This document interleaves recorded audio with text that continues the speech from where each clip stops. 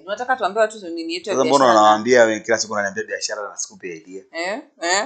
Angalia uko nasema starting a business capital is not a problem having an idea yenye unaweza run. Ideas ziko nyingi hizo capital bana. Hakuna mnakwambia mtu bana. Capital is not a, let me tell you, I was told that capital is never a problem. Now tell us how to get that capital. Kuna watu wana pesa huku nje na wajua wafanyie nini. Hao watu unajua ngapi wewe? Kadhaa. Tuambie capital tunaipata wapi? Najua kadhaa. Tuambie capital tunaipata wapi? Ndio nasema hivi, there are people out here who have money sitting around, they want to invest in things but hawajui ni nini. What you're saying is true. Wakati mwingine tunakuwa tuna ideas, tunakosa capital. Lakini capital sio shida sana kushinda ideas. Ideas zinakuwa ni ngori. Lakini wale wenye capital pia wasio wazito sasa kujiachia. Hata hiyo idea si ati unajua idea pia ni rahisi, unasema na kuleta but watu pia they don't, unajua mse uangaliangi the long term operations nini hivyo. For example unaweza kaa tu chini ujembe mimi nataka kuanzia biashara ya hoteli, unajua na ni hivyo, unaona haujui what like the inside what next operations is going to cost you, nini kule mbele kupoje, how to stock, how to what, hizo vitu zote unajua. People don't look at that. Wewe unaangalianga tu the initial idea nani. Kama unataka hivyo maana yake inatakiwa ende full kuangalia kwa undani zaidi, lakini pia unique ideas muhimu sana. Kwa unique ideas sahihi. Lakini saa zingine kina umananga lakini unaamka unasonga tu mbele, you know. Si ati lazima mambo ikuwe nywe kila saa, you know. But anyway, we'll see. We'll introduce you guys to our business pretty soon. Sure. Where you can go and support us 100% in what we do, in everything that we do. That time is going to come most definitely. Now, I don't know. Okay, we've talked about the business side of things. I don't know if you have any question or any issue before to Sogebere. I don't have any issue. I was like, let me hear from you today. From me, okay. So I have a question for you. Now, have you ever had a social media relationship? Yeah. How did you guys start? Kulienda poa. Tulianza vipi ujue? Ilikuwa ni like nilikuwa na rafiki yangu ambaye sikujuana naye wakati tuko around. Unajua mazingira ya shule? Mazingira ya shule. So mimi namaliza form 6. Yeye anaingia form 5 pale. Na anaingia mwishoni kabisa. Kwa hiyo wakati mimi namalizia mitihani yangu ya mwisho, yeye alikuja kwa ajili ya kutaka kujoin form 5, nadhani kitu kama hicho. Kwa hiyo it's like akawa anatuona tunavyoishi pale within 3 weeks, kitu kama hicho, lakini yeye alikuwa around pale. Sasa kuna namna ambayo alikuwa anapendezwa na ile tunavyoishi maisha yetu yale ya ucheshi and all stuff. Sasa ilichotokea ni kwamba of course mimi sikuwa mtu wa wasichana na sikuwa mtu wa kujivunga. Unajua maana kujivunga Yaani sikuwa mnyonge, sikuwa humble like muda wote mimi nilikuwa mcheshi. Napenda kucheka na watu, napenda kufurahi na watu. Plus nilikuwa napenda story sana. Lakini sikuwa na msichana. Yaani mimi tangu nimefanya level yangu mpaka hivi level sijakuwa na msichana hapo ambaye wako naye. Unajua kupatia macho ya nani? Najua hiyo side ni gani inaitwaje? Side nini? Bombastic side eye. Hiyo mimi naijua hiyo. Lakini ndio hivyo form 1, form 2, form 3, form 4, 5 na 6 hapo sijakuwa na nili. Kwa mpaka namaliza. Acha nikuamini. Mpaka namaliza pale, sincerely speaking, kwenye ile miaka miwili ya form 5 na 6 sijawahi kuwa na mahusiano. Na kule form 4, form 3 nilikuwa na urafiki, sio mahusiano. Tuwezi kuita mahusiano huko. Kwa hiyo yule alikuwa amependezwa na namna ambavyo tunaishi. Namna ambavyo mimi nakaa na wadogo. Sasa kuna wadogo wengi nilikuwa nakaa nao wasiwajui. Unajua form 6 ndio mnakuwa kubwa shule. Kwa hiyo tulikuwa tunamaliza na watu wahusia pale. Mixa mimi nimepiga UG, kwa hiyo kuna baadhi ya nchi ambazo kuna raia wengine wa nchi zingine nilikuwa napenda kukaa nao hivi around na watizi wenzetu. Sasa pale tulikuwa tunawaacha wadogo wengi sana wa kiki walikuwa wasichana wa Tanzania.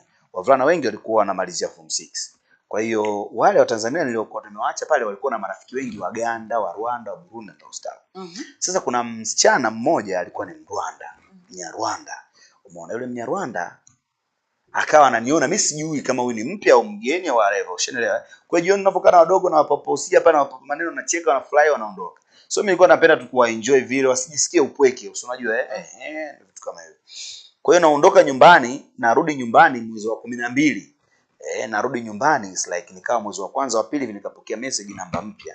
Check hivi namba ya Uganda, nikajua marafiki. Tu vipi fresh na top tufani, nikamwambia tufani unanijua? Akasema nakujua. Wewe ndio labda unijui? Nikamwambia bana wewe. Kwa hiyo urafiki wangu na yule ulianza vile. Ulienda ule urafiki to the extent tukawa kama wachumba. Ushanielewa Yeah. Tukawa kama wachumba, basi anipigia simu vipi, naambia fresh, unaona kama wachumba. Kwa hiyo na bahati nzuri ya kumaliza form 6 pale, kwa sababu form 5 ilipofika alikuwa yeye na familia yake wote walipata ile visa ya kuhama nchi ile. Kwa wakahama nchi. Walivyohama nchi tukawa tunawasiliana akiwa kwenye hiyo nchi nyingine. Walihamia Uingereza na ilikuwa ni yeye anaishi kwenye jimbo ambalo liko karibu na Wales. Wales ndio hivyo nchi Wales, lakini panaitwa Cardiff City. Kwa hiyo akaanza shule tena kule. Kwa mimi nikawa naenda naye hivyo, unajua yeye utaratibu ni huo, basi ile mitsaba na kutumia baadhi ya vidubwasha huko vipokee, kuna namna tuna receive vidude vizuri, kuna namna mambo yanaendelea vizuri. Kwa hiyo tukawa tunaenda na siku moja nakumbuka ikawa amenipigia simu. Tumeongea, tunafurahi, tuna nini. Sasa unajua uko unapigiwa video call maana yake mimi na concentrate hapa, sawa? Mimi namuona yeye na yeye ananiona mimi, lakini huku anatokea nyuma yeye anaweza kumuona kupitia screen, wakati huo mimi pia naweza nikamuona yule mtu anatokea kule. Sasa kuna mtu naona kama amechungulia afka karudi. Nikashindwa kumuuliza, ushaelewa Nikashindwa kumuuliza, lakini unajua mtu anayechungulia hapa it's like ni hapa tu, ushaelewa Kwa mtu afungue nini hapa nyuma achungulie, mimi naweza nikamuona yule mtu yule anayeongea na video, anaweza kaona mtu kachungulia, lakini mimi naweza nisiconcentrate kwa sababu labda nilikuwa hapa busy, unaona Kwa hiyo ilichotokea ni kwamba kwa mtu mmoja anachungulia afu nikawa nimeona kimya. Sikuuliza. Kumbe ni mama mtu ambaye anasikiliza kinachoendelea. Ushaelewa Naam. Kwa mtu kasikiliza, sisi tumeongea tumejiacha, baadaye akajitokeza. Alijitokeza akasema don't end the call. Mimi nikaona leo sasa hii inakuaje? Don't end the call, lakini fumanizi ya mtandaoni nikaona haina shida. Fumali yenyewe Uingereza kwa Tanzania. Wewe hata ukija na polisi au nikuti leo hapa. Kuta Mozambique. Kwa hiyo end of the day akawa anaongea yule mama. Akaongea maneno mengi, lakini mengi aliyoongea akasema nimewasikiliza mlivyokuwa mnaongea, na mara nyingi sana nilikuwa namuona bibi alikuwa yuko busy na ya mambo. Lakini all in all sawa, mimi siwezi kuingilia, lakini huyu anasoma. Kumwacha some na vitu kama hivyo na nini, na nikamwambia mimi mwenyewe nasoma mama. Ila tu ni marafiki wa muda mrefu, lakini all in all nimekuelewa mama, nimekusikia vizuri, kwa hiyo hakuna shida. Kwa hiyo tukawa vile. Kumbe after that mwenzangu simu akanyang'anywa ile. Alivyonyang'anywa simu tukaishi kama miezi kadhaa hivi, nikaona na namba nyingine +1 all the way from UK. +44. Papa nikaona inakuaje hii? Niliona ile text nikaangalia, wewe nani? Akaniambia mimi mtu fulani, ila nimeazima namba rafiki yangu, check hivi profile mzungu. Nikaona sahihi. Kwa hiyo tumeenda mwisho wa siku nikaona mambo yanakuwa, unajua fimbo ya mbali haiui nyoka, Waswahili wanakuambia. Fimbo ya mbali haiui nyoka. Mwisho wa siku nikaona mbona kama mtihani. Ushaelewa? Kwa hiyo kuna namna ambavyo akaja tu akasikia bwana Mnashua ikalipuka huko. Sio na mabomu, lakini yuko na mazingira mengine tayari. Kwa hiyo mwenyewe tu ikawa imemdisappoint and all stuff. Kuna namna fulani alinitumia message, mimi nilikuwa nawaza wewe sio nani, kana so kweli wazungu afu UK. Kuna akina Deleali kule, akina Deleali wapo kule, mimi unaniazia vipi? Kwa hiyo ikawa hivyo, mwisho siku ikaishia vile. Kwa hiyo relationship ya mtandao mimi nilikuwa nayo hiyo, ambayo ilikuwa positive sana kwangu.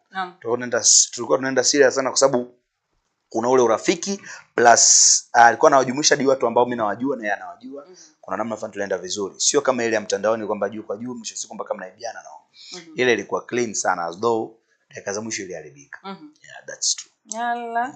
Anyway, most definitely tunaangalia social media relationships. You can't take on a social media relationship. I don't think so. Ukiamua unakuwa nayo tu. Zani kan nishaikuwa nayo. Anyway, I don't think so. But that is not what we are actually focusing on today. Nilikuwa nataka tukujua Muna, lakini wewe umepitia vitu mingi sana kwa hii dunia. Yeah, of course. Hapo si mtu mzima. You have a lot. Mimi mtu mzima Tamara. Experience. Yeah, na experience nyingi. Yaani mimi si kitu gani utaniambia nisio na experience nacho. Nisha push sana hivyo vitu vyako, nisha push sana. Yeah. Acha ndakuuliza zingine baadaye. Nisha push nakwambia. Yaani utaamini. Nitakuuliza.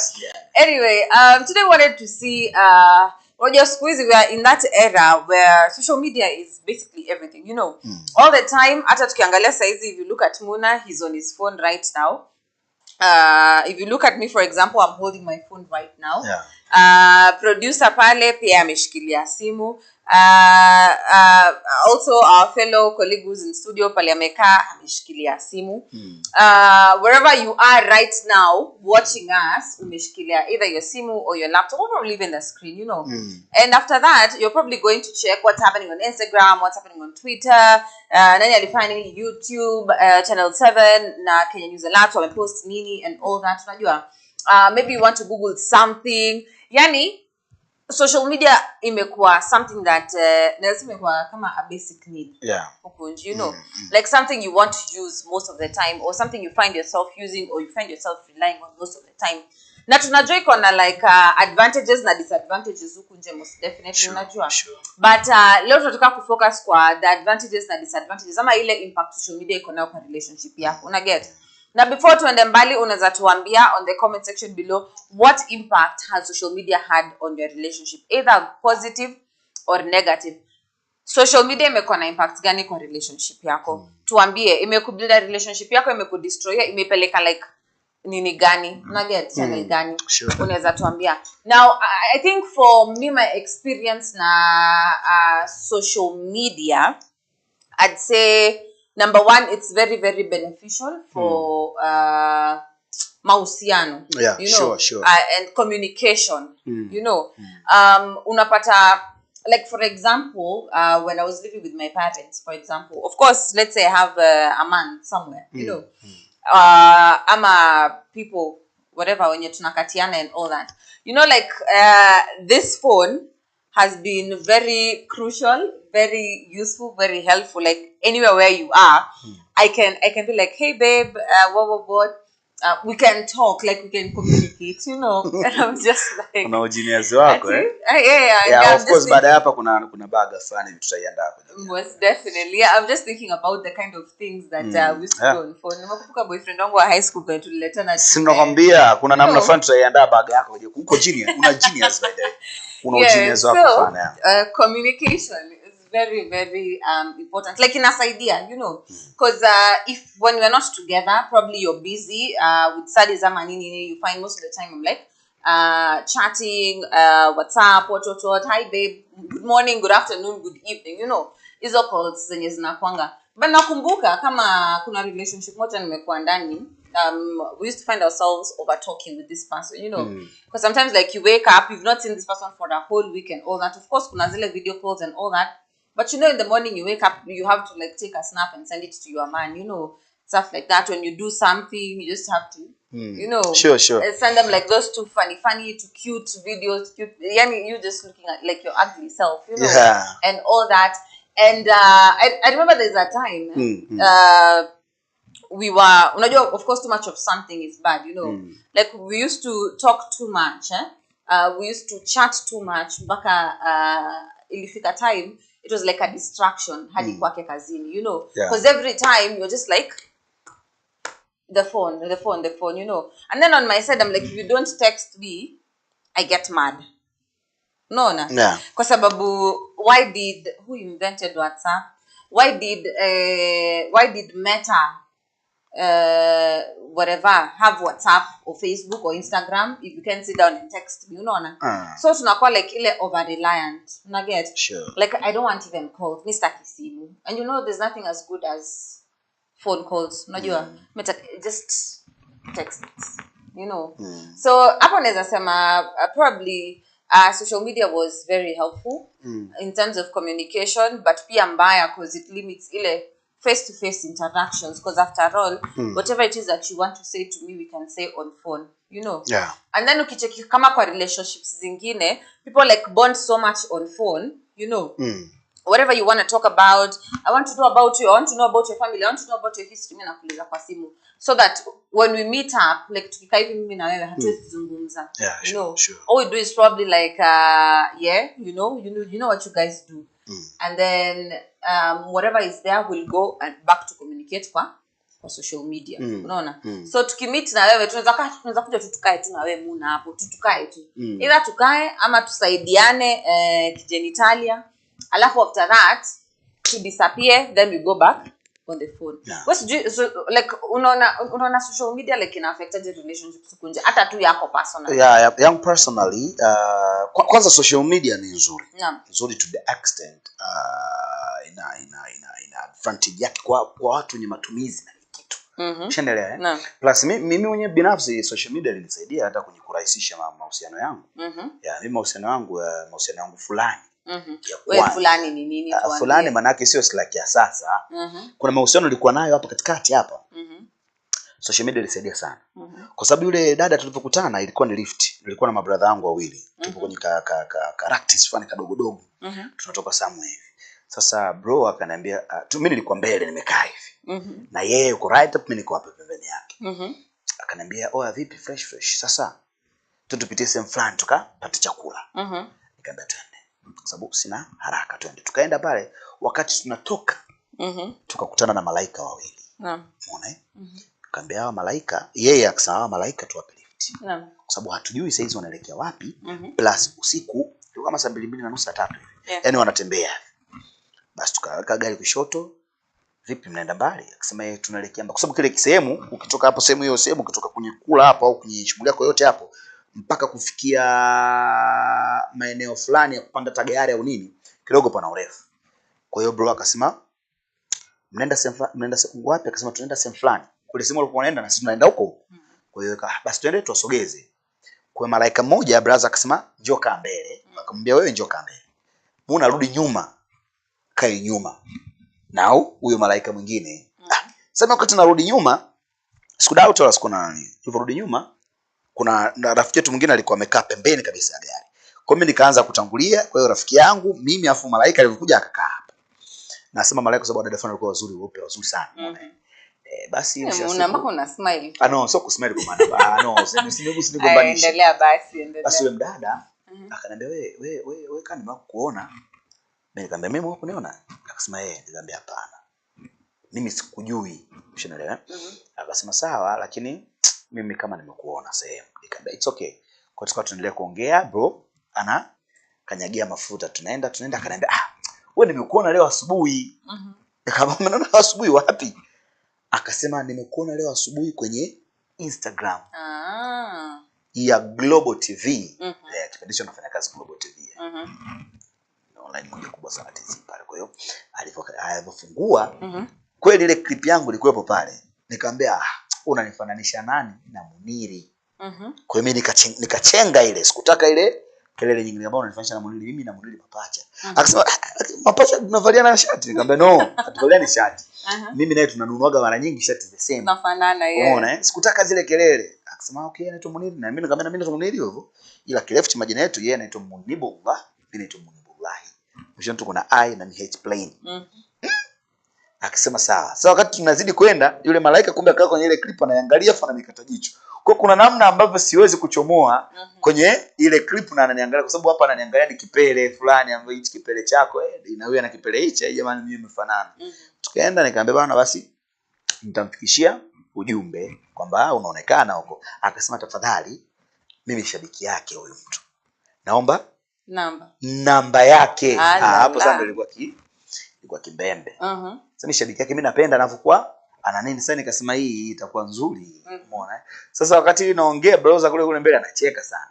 Mwisho siku pale namba kweli ikatoka nikamwambia mtafute huyo kwa muda wako. Kwa hiyo nilikuwa na kiswaswado na viswaswado vile visimu vidogo. Sio vidogo kabisa vidogo no simu ndogo ambazo sio za sio za internet. Kwa hiyo nilikuwa na kile simu kidogo nilikuwa kipo tu kwenye mfuko na simu kubwa ndo ninayo. Katusha na ajira kidole. Kwa mfano zile ndogo okay. Tululu hiyo tululu tunataka viswaswado. Viswaswado.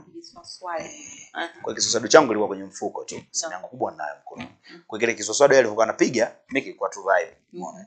Kwa hiyo akawa anaicheki tu, ukinaita simu yake nikamwambia atapokea tu, lakini anakugabiza kama hivyo. Kwa hiyo pale alipotoka alikuwa ametoka na hiyo imani. Ameamini kweli. Lakini end of the day ikawa mtihani mimi kumwaminisha tena yeye. Kwa hiyo baada ya hapo nikwambia mimi ndo yeye yule jamani akasema hapana siwezi kufanya hivyo. Kwa baada ya hapo nikakaa, siku ya pili brother akaniambia mtafute yule dada, kwani shida yako ni nini wewe? Shabiki yako rafiki yako. Umeona, nikamwambia bana bro, unatengeneza mazingira. Kwa kuna namna maana tukaenda, mwisho wa siku tukawa tumemeet. Tulivyo meet ilikuwa tu kwenye birthday party ya bro fulani. Nikamwambia bana njoo bana, leo kuna birthday party ya rafiki yetu fulani na nini. Akasema basi nitakuja nikipata muda. Kweli jioni akaibuka. Akaibuka urafiki wetu tukaanza vile bana. Tukaondoka. Kwa hiyo wakati mwingine social media inaamsha, inaokoa. Sasa hii nimeichukulia tu mfano mdogo. Wako watu wamepata connections za kazi. Wako watu wamepata mafanikio ya kutengeneza maendeleo yao ya biashara kupitia social media. Kwa hiyo social media wakati mwingine inaleta raha, inaleta amani endapo utaitumia kiamani. Sasa kwenye issue yako ya mahusiano and all stuff, mahusiano wakati mwingine yanakuwa proved kabisa, yani ile raha ya upendo na mahusiano kwa kupitia social media. Kwa mfano Instagram hakuna kumficha. Yani uweze kuhide wanaokufollow. Yani okay, unaweza kuwafuta, kuwafanyia kila kitu na nini, lakini ukipost kwenye Instagram ni post ambayo inaweza ika stay pale na watu wakaiona, ushanaelewa Sio tu Instagram bali pia hata kwa mfano DP ya WhatsApp. Ushanaelewa? Kwa mfano wewe kumposti mchumba wako status inaweza kawa normal, akawa anaona yeye tu. Ushanaelewa Lakini DP wote tutaona. Ushanaelewa Kwa hiyo zipo setting, watu wanaweza kucheza settings ku hide DP nini, mtu asione DP yako except sijui watu fulani inawezekana, lakini kuna sehemu zingine za social media zinatengeneza imani ya mahusiano. Ushanaelewa Kwa hiyo kuna mtu mmoja uongo huo. Naamini ninachokwambia. Kuna mtu naamini kama uongo. Right. Kuna mtu anaamini ukimpost Facebook, kwa mfano ukimpost Facebook basi umemaliza. Kwa sababu anaamini kila mtu Facebook ataona kwamba bana amemposti huyu ndo mke wake, ndo rafiki yake, ndo nini. Kwa wakati mwingine kuna baadhi ya watu wanakosa imani kutokana na namna ile ya kuhide ya kunini. Baby, kwani usiweke hata siku moja DP? Ushanaelewa? Mfano tu anaambia ngoja. Au wewe kwa mfano mwenyewe tu unaweka DP baby wako. Akiona DP kuna mazingira fulani, kuna imani fulani inajengeka, yani to the extent social media inasaidia kutengeneza ile trust. Lakini pia hapo ni uongo, kwa sababu una imagine unajua umesema something about posting, ikanipatia pia a different perspective ya relation. Unaona kwanza ya relationship. So chiki kwanza ya number 1, msee kukupost alafu ni wewe peke yako ndio unaweza ona hiyo post, First of all hiyo ni uongo. Acha kudanganywa, msee, stop lying to this person. Number 2, I think kwa social media pia saa zingine relationships, unaweza pata kama siku hizi wewe na era ya memes. Na remix na vines na nini. So unaweza patana na post fulani uresonate nayo. Una get? Ndio. Lakini ukiwa kwa mtandao, partner wako anaview in a different way. Inaweza leta vurugu, inaweza leta, ama tume for example like let's say before we even started shooting this, ndio? We took a photo, me and you. Ndio? So unapata naweza post the photo alafu someone else ama my partner anze to feel some type of way about it, unaona? Kone mbona huyu na anashindanga kipost picha ama TikTok na nini na inaitwaje na mtu mwingine, una get? Mbona like anashinda kipiga picha na mtu mwingine, you see? And then unapata sometimes kama vile nimesema naweza post meme. Ni post meme niseme kama all men are dogs. Una get? And I'm like, my partner is going to view that. Una get? Na akiview hiyo post anze kudhania na yeye ni mbwa. Like okay, obviously but I'm like, you will think it's directed to you. Obviously yeye you think it's directed to you. Kukumbanisha na partner wako. Hivyo. Nikisema tu like all men are dogs, Ama saizi for example ni post unikasirishe.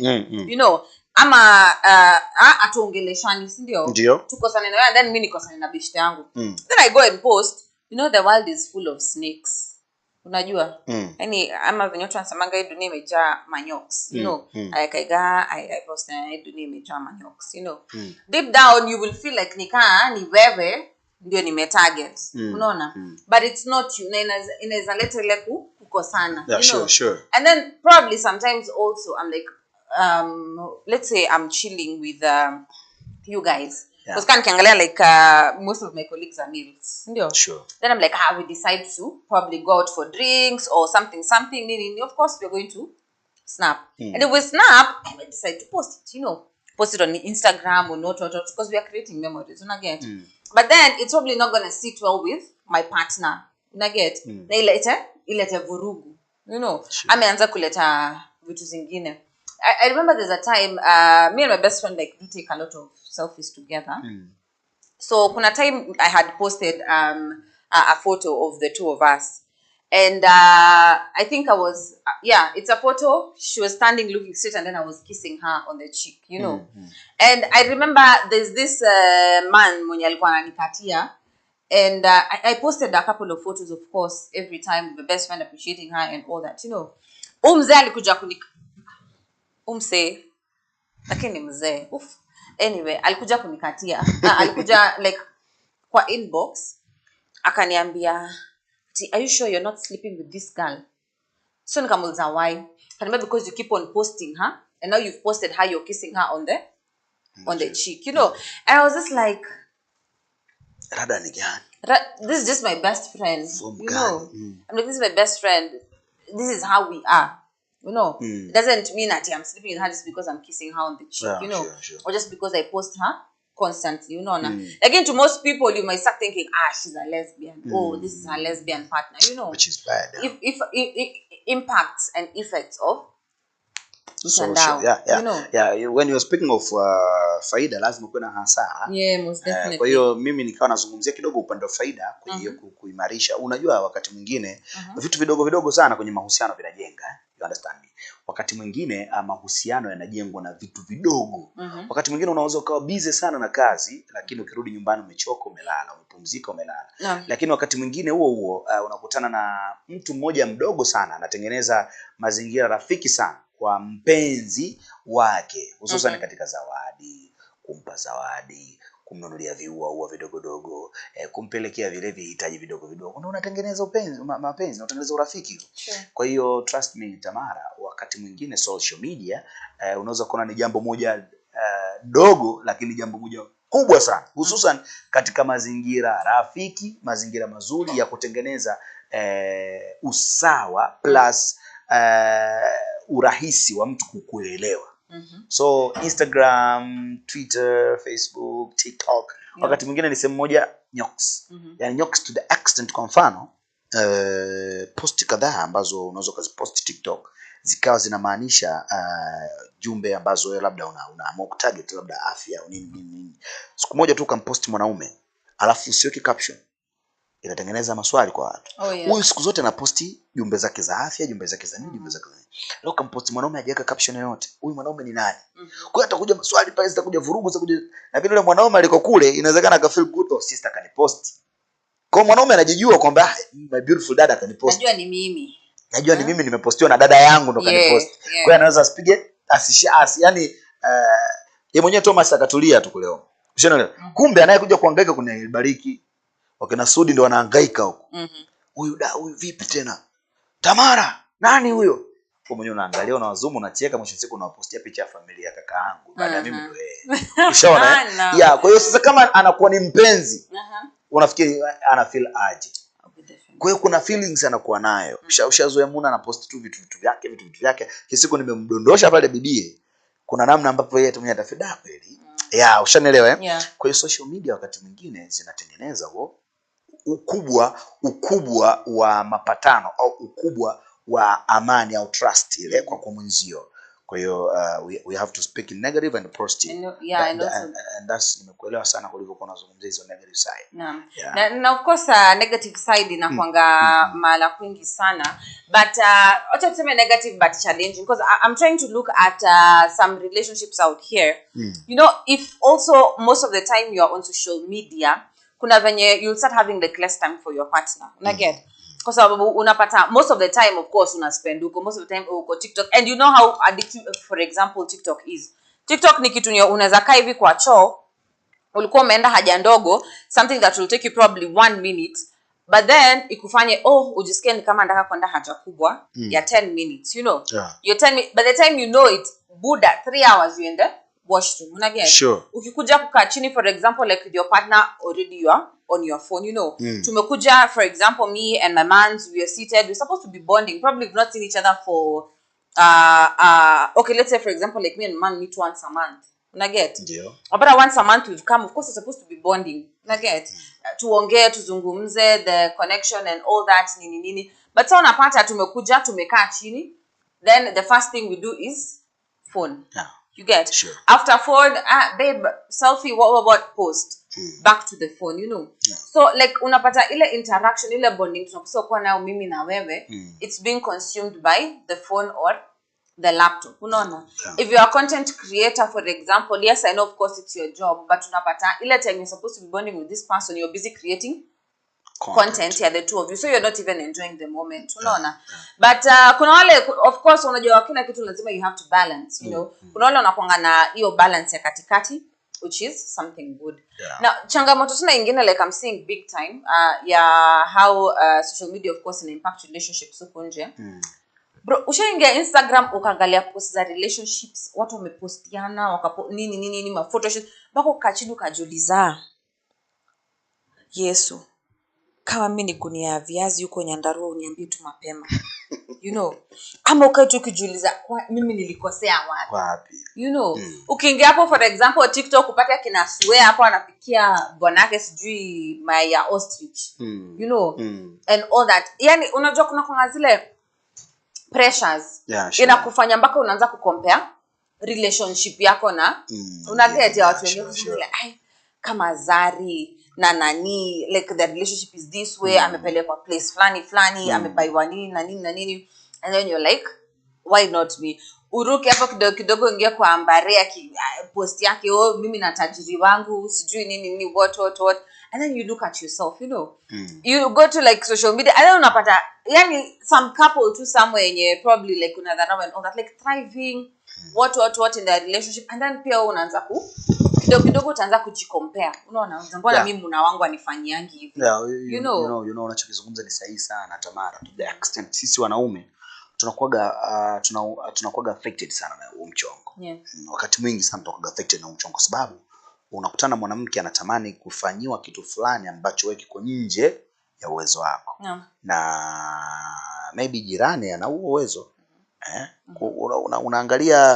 Unaangalia TikTok au kuna TikTok inatazamwa, unakuja unaona kwamba mkeo anaona kwamba it's like yuko mwanaume ambaye amempeleka baby wake swimming pool, plus kuna hali inaendelea, shughuli fulani zinaendelea kule.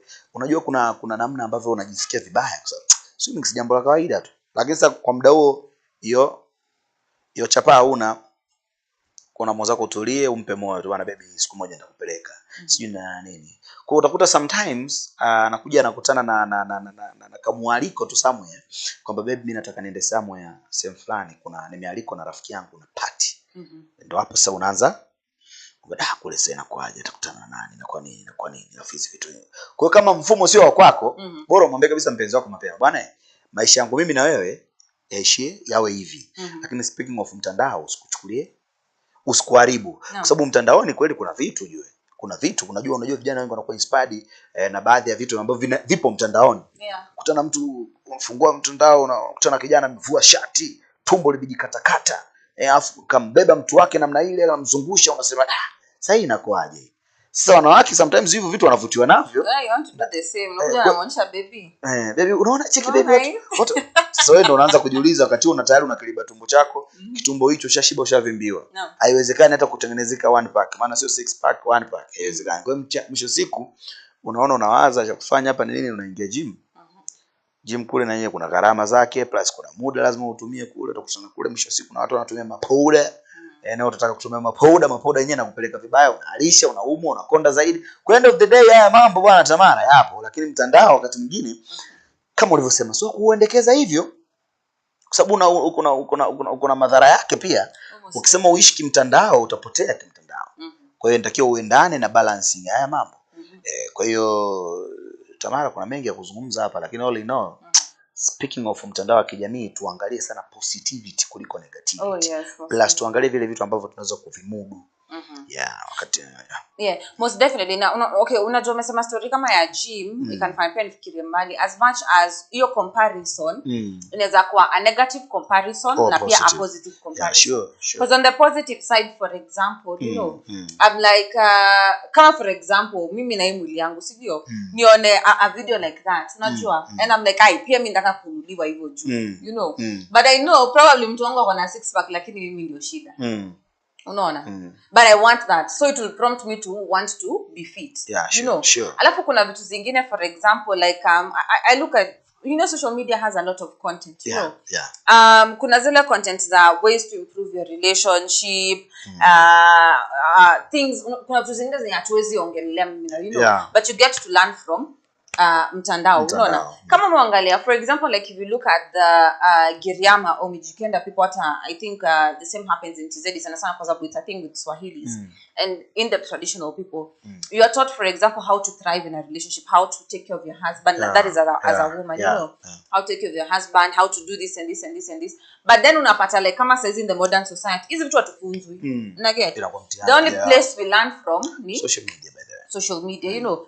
And then the beauty na social media ni napata experience ya Tamara, napata experience ya Aisha, napata experience ya Nokovic, napata yani ya Kenya, Uganda, Tanzania, America, sijui wapi, Ireland, uko, yani hadi the farthest place that I cannot even get to, you know. And if you decide like which in a positive way, then well and good, that works for you, it's going to work for you, you know. Sure. That the same way ukiona kama, for example, venye kama tume, let's use an example of Suweni remember flani TikTok who always cooks for the husbands, the husband, you know, and she cooks like really I'd say amazing meals.